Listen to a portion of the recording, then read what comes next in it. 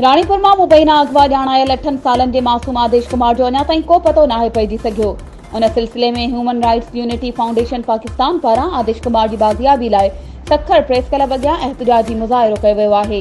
मुज़ाहिरे में शरीक मरकज़ी चेयरमैन इलाही बख्श मेतलो, मरकज़ी general secretary Mohammad Ali Metlo, vice chairperson Zubaida Ghangro, advocate Salma Bhutto ऐं लेडीज़ विंग अॻवान सिंध शहनाज़ मंगी जन मीडिया सां ॻाल्हाईंदे चयो त आदेश जे वालिदीन सां ॾुख में बराबर जा शरीक आहियूं।